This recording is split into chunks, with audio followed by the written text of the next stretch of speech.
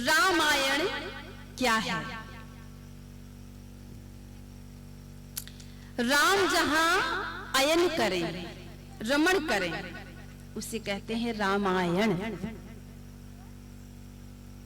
राम का वाङ्मय स्वरूप रामायण।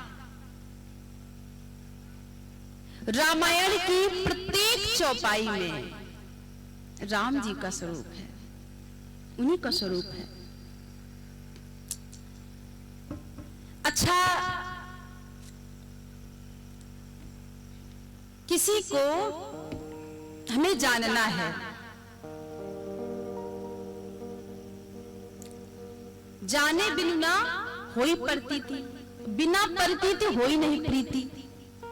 जब तक किसी के स्वभाव के बारे में हम जानेंगे नहीं, जिसके बारे में जाने नहीं, तो प्रेम कैसे होगा। बिना प्रतीत होई नहीं प्रीति। तो जानना आवश्यक है कि रामायण क्या है, क्यों सुनी जाती है।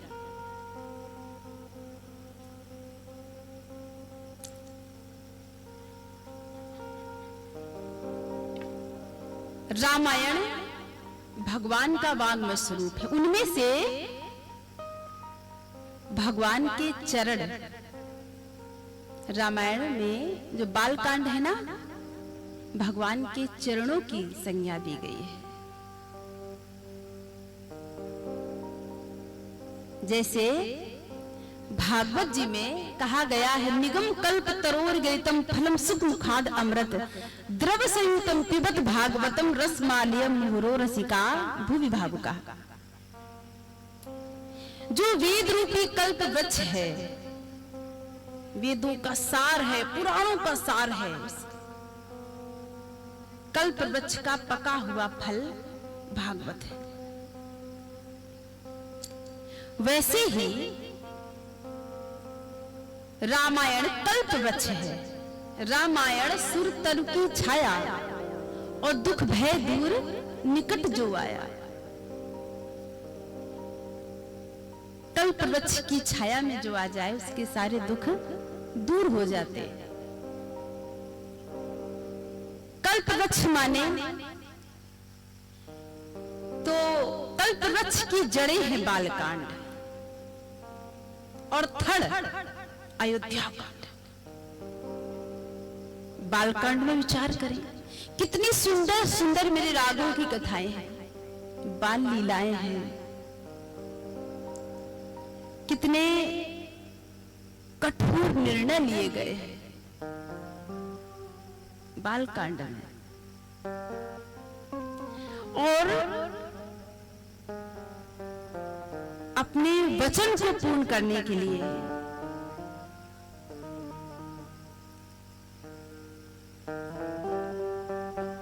कितने बड़े बड़े निर्णय लिए गए हैं बालकांड में। अयोध्या कांड,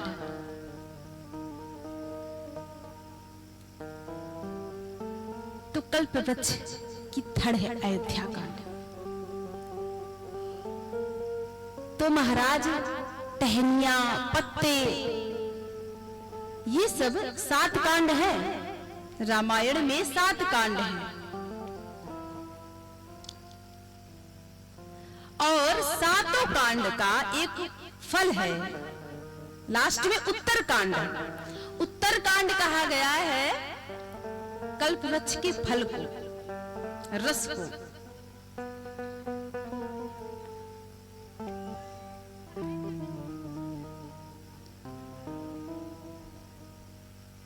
त्याग का, बलिदान का, संघर्ष का जो फल है, उत्तर कांड में देखने को मिलता है।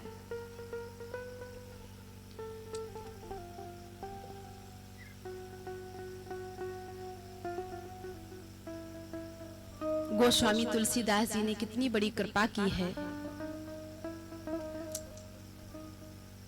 कि रामायण को सरलीकरण करके, सबसे पुराना ग्रंथ है रामायण, वाल्मीकि जी के द्वारा जो रामायण लिखी गई है, सबसे पुराना ग्रंथ है। उसी का सरलीकरण करके गोस्वामी तुलसीदास जी ने कलयुग में रचना की है, अवधी भाषा में रामायण चौपाइयों के माध्यम से। क्यों कहते हैं वाल्मीकि जी ही तुलसीदास जी के रूप में आए हैं कलयुग में। वाल्मीकि जी ने जब रामायण लिखी ना, तो कुछ कथाओं को तो पहले ही लिख दिया, राम जी ने बाद में की वो लीलाएं। हाँ, वाल्मीकि जी ने पहले ही लिख दिया था, राम जी ने उन लीलाओं को बाद में किया। वही वाल्मीकि जी ने कलयुग में जीवों के कल्याण के लिए तुलसीदास जी बनकर आए। अब तुलसीदास जी के ऊपर थोड़ा सा हम लोग नजर डालें। गोस्वामी तुलसीदास जी सदग्रस्त थे। पत्नी का नाम क्या था? क्या नाम था? रत्नावती। अपनी पत्नी से बहुत प्रेम करते थे, बहुत प्रेम करते थे, इतना प्रेम करते थे महाराज कि एक बार इनकी पत्नी बिना बताए मायके चली गई। तो रात के अंधेरे में ससुराल पहुंचे, और कैसे पहुंचे? बड़े तूफान आंधी सब पार करते हुए चले गए। बीच में एक नदी मिली, अब पार कैसे जाए? उफान मार के बह रही है नदी। तो लाश को लकड़ी समझ के पार हो गए। उनको कुछ नहीं दिखा कि लाश के ऊपर हम क्रॉस नदी को पार कर रहे हैं। जैसे घर में प्रवेश करने लगे, अब सोचे ऊपर कैसे जाए, रत्नावली तो सो रही है। तो एक सर्प लटक रहा था, उसको रस्सी समझ लिया। इतना प्रेम में अंधे हो गए।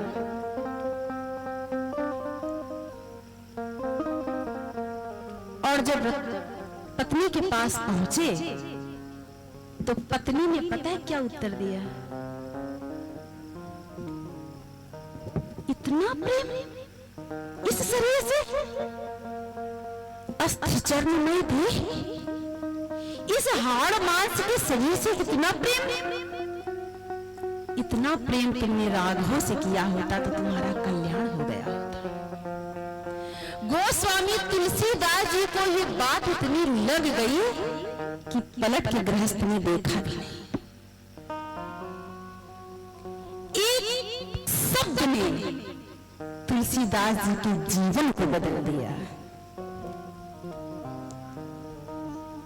पत्नी ने क्षमा भी मांगी, नहीं देवी, आज के बाद तुम मेरी गुरु हो।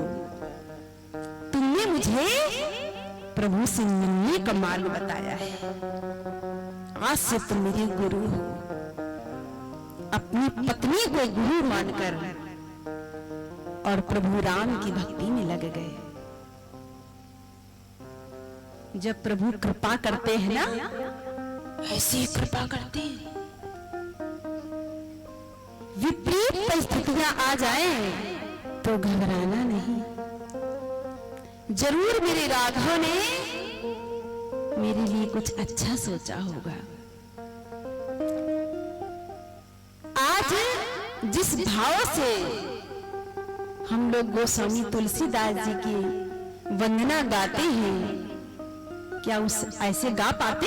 अरे कब जन्म लिया था, ऐसे तो हजारों लोगों ने जन्म लिया और चले गए, मर गए। लेकिन पत्नी हो तो ऐसी जो भगवान से मिलने का मार्ग बता दे।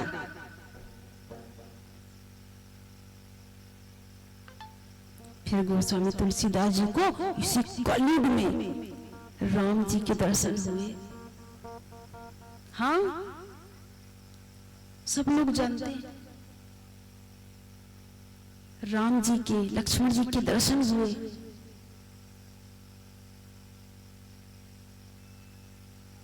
और गोस्वामी तुलसीदास जी ने वाल्मीकि रामायण को ही सरलीकरण करके अवधी भाषा में रामायण, श्री रामचरितमानस। बोली गोस्वामी तुलसीदास बाबा की। कितनी बड़ी कृपा है। हाँ, घर घर में रामायण की चौपाइयां गाई जाती हैं। 2-4 चौपाई तो प्रत्येक व्यक्ति को आती ही है। नहीं कुछ तो इतना तो गा ही लेंगे, मंगल भवन मंगल हारी द्रव दशरथ अजय बिहारी। नहीं गा देंगे, डरेंगे तो प्रविश नगर की जय सब काजा, हृदय राखी कौशलपुर राजा। 2-4 चौपाई तो गा ही लेंगे।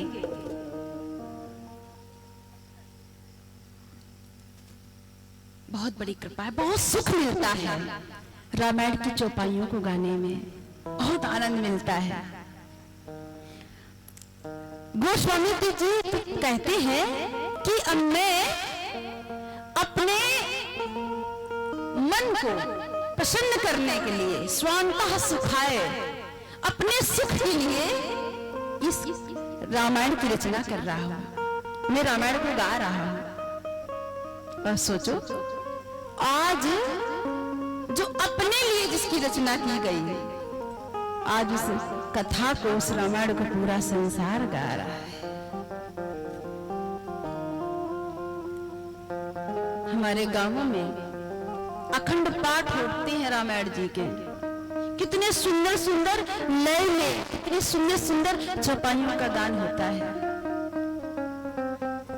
गोस्वामी तुलसीदास जी ने प्रारंभ में 7 श्लोक लिखे हैं, 7 श्लोक। तो 7 श्लोक गाने का क्या मतलब है, क्या अर्थ है? 8 भी गा सकते थे, 9 भी लिख सकते थे, 7 ही क्यों लिखे? तो महापुरुष कहते हैं शायद इसलिए कि बाबा जानते थे कि आगे आने वाले समय में रामायण 7 समंदर पार जाएगी। हाँ, 7 समंदर पार भी रामायण गाई जाएगी। और भी कारण है, क्यों, क्या कारण है? संगीत में 7 सुर होते हैं, सा रे ग म प धा नी। सा से फिर शुरू कर दो, सारे ग म प धा नी। तो 7 सुर, 7 सुरों में किसी भी सुर में रामायण जी को गाया जा सकता है। और भी कारण है, सप्ताह में 7 दिन होते हैं महाराज, तो 7 दिनों में किसी भी दिन आप रामायण जी को गा सकते हैं, कथा प्रारंभ कर सकते हैं। जरूरी नहीं कि महाराज हम सोमवार से ही प्रारंभ करेंगे, नहीं जी, मंगलवार से ही प्रारंभ करेंगे। सप्ताह के 7 दिनों में किसी भी दिन आप रामायण जी को गा सकते हैं। इसलिए 7 श्लोकों को गाया है। पहले श्लोक में वर्ण शब्द का प्रयोग किया है, समझना। वर्णा नामर्थ संघा नाम रसा नाम छंद सामपि मंगला नाम च कर्तारो वंदे वाणी विनाई को। वर्ण शब्द का प्रयोग क्यों किया? कितने निश्चल भाव से गोस्वामी जी लिख रहे हैं। वर्णा नाम कि आगे आने वाले समय में महाराज कहीं झगड़े न प्रारंभ हो जाए कि महाराज हम ब्राह्मण हैं, हम ही गा सकते हैं, हम क्षत्रिय हैं महाराज, हम ज्यादा बलवान हैं, हम ही गाएंगे, शूद्र वैश्य को गाने का अधिकार नहीं जी। किसी भी वर्ण का हो, कोई भी रामायण को गा सकता है। रामचरितमानस को, रामायण की चौपाइयों को कोई भी गा सकता है।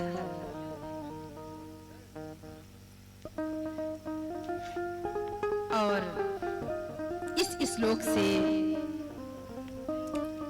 माता सरस्वती जी और गणेश जी की वंदना गाई है, जो बुद्धि के दाता है, ज्ञान की देवी है मां सरस्वती, उनकी वंदना गाई है। दूसरे श्लोक में भवानी शंकरो वंदे श्रद्धा विश्वास रूपिणो या भां विना न पश्यन्ति सिद्धा स्वांतः स्थमीश्वरम। शंकर जी और माता पार्वती की वंदना गाई है। भगवान शंकर विश्वास के स्वरूप हैं, माता भगवती श्रद्धा स्वरूपा है। जिसके पास में श्रद्धा है और विश्वास नहीं तो श्रद्धा को जलना पड़ता है। अकेली श्रद्धा को जलना पड़ता है और अकेला अब श्रद्धा नहीं महाराज विश्वास दो तो विश्वास को भटकना पड़ता है। आनंद तो तब आता है जब श्रद्धा और विश्वास दोनों, जब श्रद्धा और विश्वास दोनों होते हैं तो पुरुषार्थ का प्राकट्य होता है जो कार्तिक जी का स्वरूप है। अब पुरुषार्थ है महाराज, बिना परिश्रम किए हम जल भी नहीं पीते। हाँ, और हथियार लिया, पड़ोसी का मकान तोड़ने लग गया। उसने कल ही ग्रेनाइट लगवाया था और लगा तोड़ने। वो घर से निकलेगा, भैया मेरा मकान क्यों तोड़ रहे हो, भैया इतना महंगा ग्रेनाइट लगवाया है। नहीं भैया हम पुरुषार्थी हैं, बिना परिश्रम किए रोटी भी नहीं खाते, जल भी नहीं पीते। तो क्या कहेगा, अपना घर तोड़े मेरा काय को तोड़ रहा है। और पुरुषार्थी है, विवेकवान नहीं है तो वो भी बेकार है। तो जहां श्रद्धा है, विश्वास है, पुरुषार्थ है, वहां विवेक का प्राकट्य होता है। विवेक के दाता कौन है, गणेश जी। गौरी गणेश जी महाराज की। तो बाबा ने माता पार्वती और भगवान शंकर की वंदना गाई है।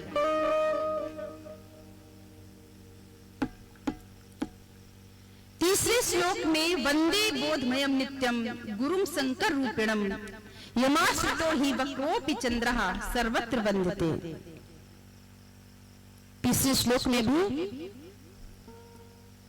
शंकर जी की वंदना है। किस रूप में, गुरु रूप में। गुरु रूप में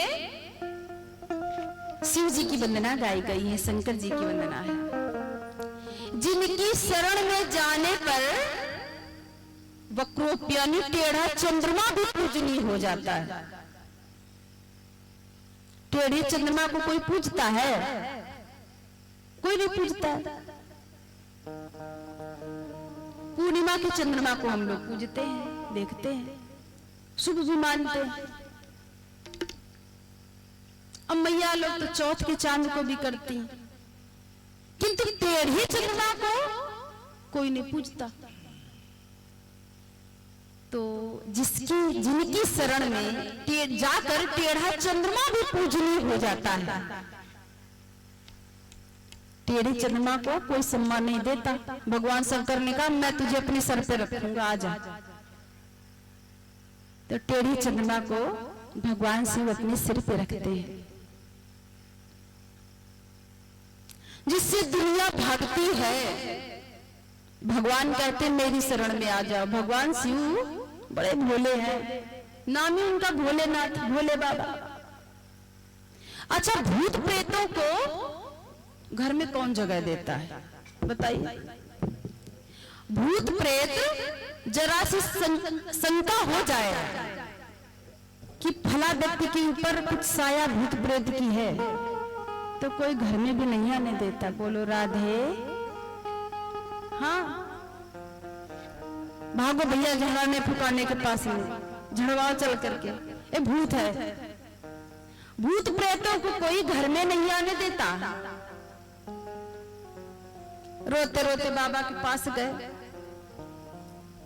महाराज मेरा इतना अपमान होता है, इतना ही अपमान करवाना था तो मुझे बनाया ही क्यों? भगवान ने कहा क्या हुआ? अरे जिसके घर में जाते हैं वही कहीं मिर्ची का झाड़ा लगाएगा, कहीं कुछ करेगा, कहीं झाड़े फूक, अरे भूत आए भूत आए। इतनी बुरी है महाराज, कोई सम्मान नहीं करता। बाबा ने कहा चिंता मत करो, मेरे पास में आके रहो। भोले बाबा सबको जगह देते हैं, सांप बिच्छुओं को, डाकनी साकनी पिशाचनी जितनी भी हो सब आके रहो। शमशान में खुद ही रहते हैं, शमशान वासी। बड़े कृपालु हैं भोले बाबा, बड़े दयालु हैं, कुछ भी लेते नहीं किसी का। हाँ, अपने भक्तों को बहुत कुछ देते हैं। और आप रहते हैं शमशान में। रावण को सोने की लंका दे दी थी, सब जानते हैं। तपस्या की और रावण को सोने की लंका दे दी।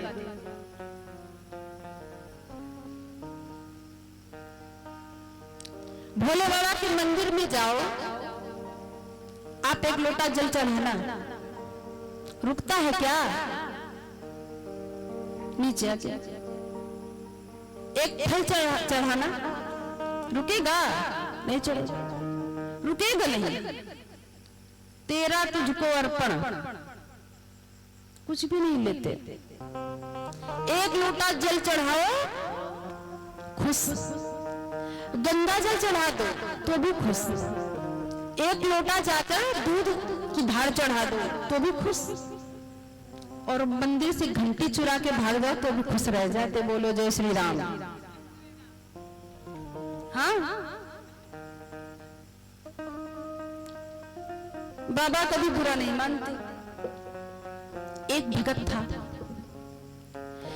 भगत था और प्राचीन समय में शंकर जी के मंदिरों में जो घंटियां होती थी ना, बड़ी बड़ी लगती थी। और शिवलिंग वो भी खूब बड़ा होता था। प्राचीन मंदिरों में ऐसा होता था। अब तो छोटे मंदिर होते हैं, छोटे छोटे। तो उसने देखा कि एक सोने की घंटी लगी है। घंटी क्या, घंटा था महाराज। एक चोर ने सोचा अगर ये घंटा मुझे मिल जाए तो आज के बाद छोटी मोटी चोरी करना बंद। हाँ, चोर चैन और अंगूठी की चोरी, हार और कंगन की चोरी कौन करे? ये घंटी मिल जाए, घंटा मिल जाए बस। महाराज सोचा अभी घंटी उतारूं कैसे? शिव जी के मंदिर में गया, सोचा क्या करूं, कैसे उतारूं? तो घंटी दिख रही थी उसको तो, और शिवलिंग देखा, शिवलिंग के ऊपर चढ़ गया वो तो। जैसे ही शिवलिंग पे चढ़ा, भोले बाबा प्रकट हो गए। अरे भक्त मांगो मांगो मांगो मांगो, क्या चाहिए तुझको? और वो तो डर गया। महाराज मुझे कुछ नहीं चाहिए, मैं तो चोर हूँ, कोई भगत नहीं हूँ, तो चोरी करने आया हूँ। भोले बाबा ने कहा फालतू बातें नहीं करते हैं? कोई एक लोटा जल चढ़ा के वरदान मांग लेते हैं, कोई 3 पत्र का बेल पत्र चढ़ा के वरदान मांगते हैं। और तू इतना बड़ा भक्त है कि खुद को ही मेरे ऊपर समर्पित कर दिया। अब तो तू मांग ले, जो चाहिए सो मांग ले। इतने कृपालु है भोले बाबा, इतने दयालु हैं।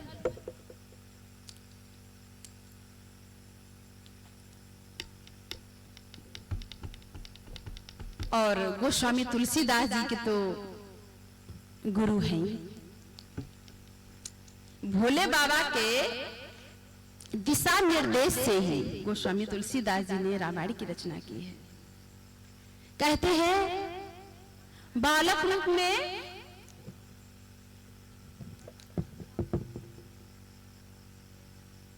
काशी में माता पार्वती के साथ में शंकर भगवान का साक्षात दर्शन किया है गोस्वामी तुलसीदास जी ने। ऐसी कथाएं सुनने को मिलती है। और फिर चौथे श्लोक में गोस्वामी तुलसीदास जी ने सीताराम गुणग्राम पुण्यारण बिहारिणो वंदे विशुद्ध विज्ञानो कवीश्वर कपीश्वरो।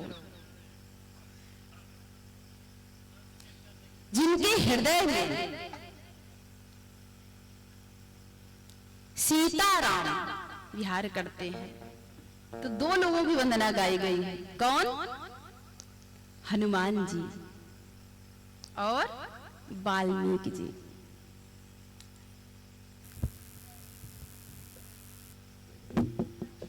कवीश्वर है वाल्मीकि जी और कपीश्वर है हनुमान जी।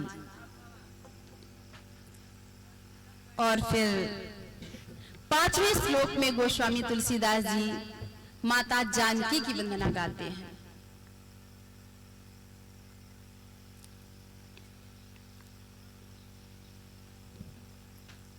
श्री राधे।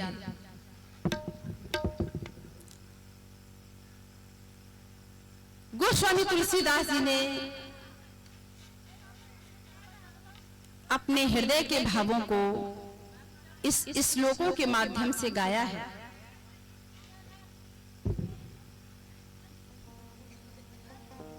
और फिर राम जी की वंदना गाई है।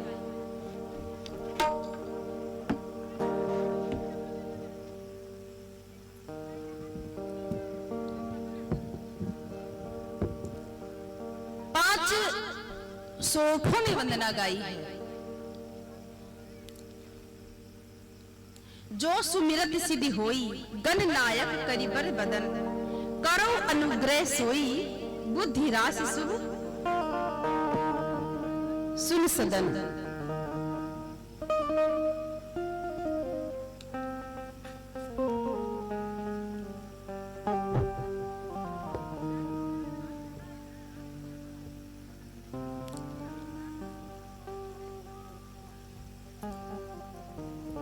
जिनका स्मरण करने से सारी सिद्धियां प्राप्त हो जाती हैं। कौन है? गणेश जी। उनकी सुंदरता का वर्णन किया है गोस्वामी तुलसीदास जी ने, जो बुद्धि के राशि हैं, प्रथम पूजनीय है। ऐसे गणेश जी की वंदना गाई है। मूक होई पाचार पंगुम चढ़ी गिरिबर गहरी, जासु कृपा से दयाल द्रवम सकल कलिमल तहरी। जिनकी कृपा से गंगा भी बोलने लग जाए, लंगड़ा भी पर्वत को लंघ जाए, ऐसे प्रभु की वंदना गाई है। और फिर नील सरोवर श्याम तरुण अरुण बारिज नयन, करुण सुमम उर्धाम सदा क्षीर सागर शयन। नारायण भगवान की वंदना गाई। कुंद इंद्र सम देह उमा रमन करुणा अयन, जाहि दीन पर नेह करुण कृपा मर्दन मयन। शंकर जी की वंदना है माता भगवती के साथ में।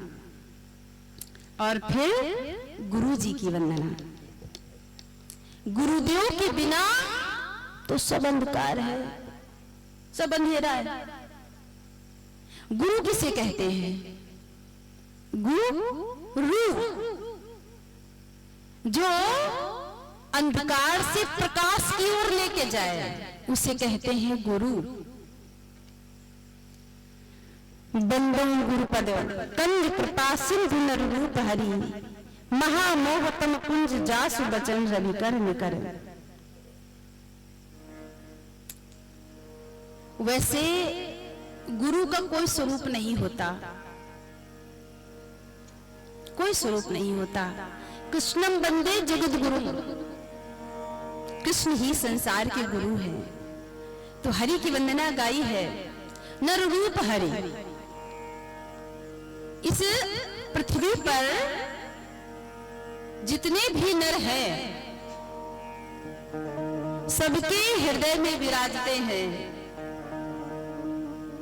गुरु रूप में। ऐसे प्रभु हरि की वंदना गाई है। और फिर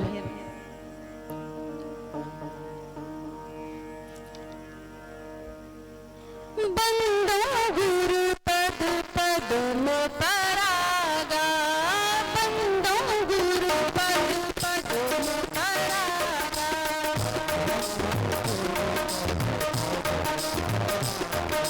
सुरुचि सुदास सहज अनुरागा,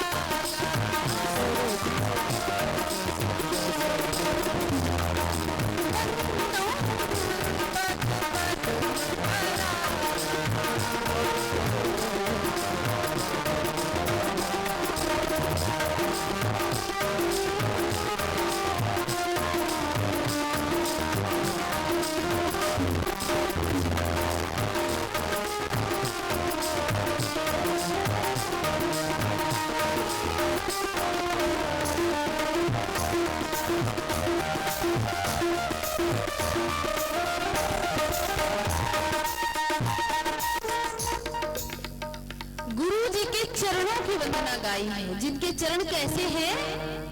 पराग के समान शीतल है, उनके चरणों की वंदना गाई है गोस्वामी तुलसीदास जी ने। क्योंकि गुरु ही हमें सतमार्ग दिखाते हैं, भगवान से मिलने का मार्ग दिखाते हैं।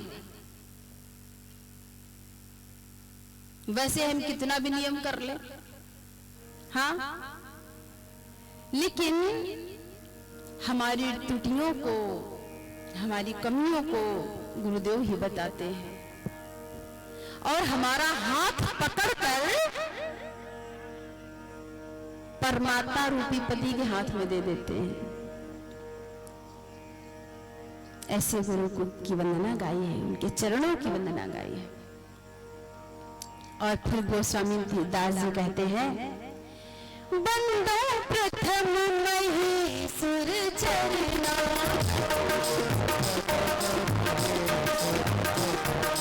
बंदो प्रथम महेश्वर चरना,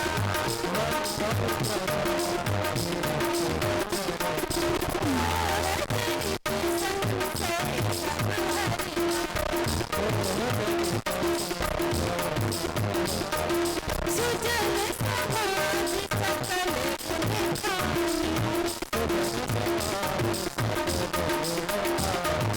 करम प्रणाम सप्रेम सुभानी,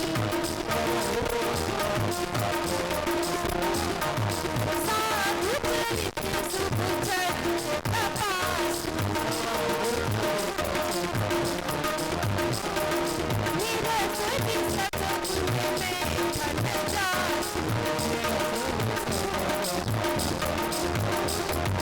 जो सही दुख पर छीत्र दुरावा,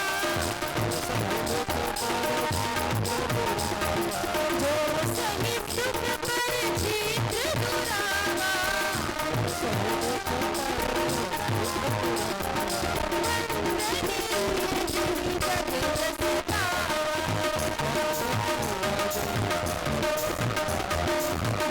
मंगल में संत समाज,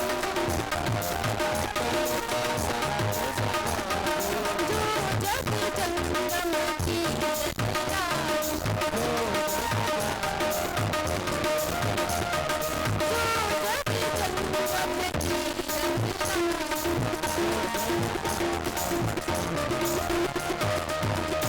गोस्वामी जी किसकी वंदना गा रहे हैं? महेश्वर चरना, पृथ्वी की जो देवता है। पृथ्वी की देवता कौन है? ब्राह्मण। तो ब्राह्मण की वंदना गाई है, साधु की वंदना गाई है, उनके चरित्र की वंदना गाई है कि साधु का चरित्र कैसा होना चाहिए। संत समाज की वंदना गाई है। गोस्वामी तुलसीदास जी ने किसी को नहीं छोड़ा। अगर हम वंदना गाने लग जाएंगे ना तो 7 दिन ऐसे ही बीतने वाले हैं।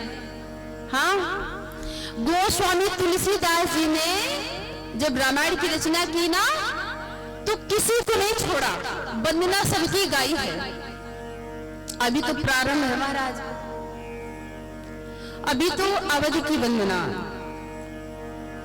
और फिर माता कौशल्या की वंदना, महाराज दशरथ की वंदना, चारों पुत्रों की वंदना, चारों बहुओं की वंदना, हनुमान जी की वंदना और फिर विदेह राज की वंदना। जनक महाराज के पूरे परिवार की एक साथ में वंदना कर ली। और तो और महाराज चोर डाकुओं की वंदना गाई गोस्वामी तुलसीदास जी ने। खल, हाँ, चुगलखोर, निंदा करने वालों की वंदना, सबकी वंदना गाई गोस्वामी तुलसीदास जी ने। जिनके कान निंदा सुनने में महाराज पृथ्वी जैसे हो जाते हैं, मैं उनकी वंदना करता हूं। और फिर अंत में कह दिया, सिया राम में सब जग जानी, सिया राम में सब जग जानी,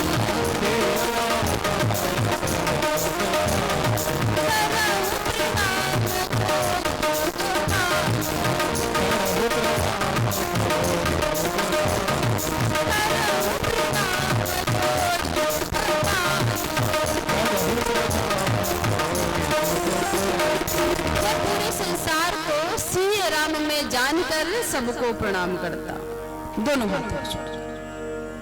और फिर हम लोग भी सबकी हाथ जोड़कर सबको वंदना कर लें, क्योंकि प्रसंग बहुत लंबा है। वैसे राम कथा 9 दिन का अनुष्ठान होता है, और वो भी जब 5 घंटे नॉन स्टॉप कथा चले तब हम लोग प्रयास करते हैं कि पूर्ण रूप से हो पाए। अब 7 दिन का अनुष्ठान है, आज का दिन तो चला गया महाराज। तो कल से हम लोग 8 बजे आने का प्रयास करें कि 8 बजे कथा प्रारंभ हो जाए, और 8 से 11 का समय है। निवेदन है साउंड वाले भैया से, जो मिस्टेक है उसको सही कर ले, साउंड सर्विस अच्छी दे, है ना। और कल अब 7 दिन का अवसर है, दूसरा दिन है कल। तो कल हम लोग झांकी के माध्यम से शिव पार्वती विवाह का दर्शन करेंगे। तो आप लोग अपनी अपनी सहेलियों को भी लेके आना, कि एक भी दिन व्यर्थ में गवाए नहीं। आस पड़ोस से सबको लेके आना, खूब बधाई गाएंगे, भोले बाबा की सुंदर झांकी का दर्शन करेंगे और इसी तरीके आनंद लेंगे। परसों राम जी का विवाह उत्सव, जन्मोत्सव मनाएंगे, राम जी का जन्मोत्सव मनाएंगे। तो आप लोगों को ऐसा अवसर मिला है, बड़ा सुंदर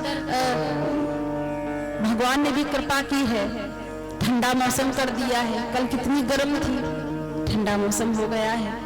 तो आप लोग ज्यादा से ज्यादा आने का प्रयास करें और कथा का आनंद लें। इसी के साथ हम लोग विराम देंगे, आगे की कथा हम लोग कल श्रवण करेंगे। जय श्री राधे। श्री राम जय राम।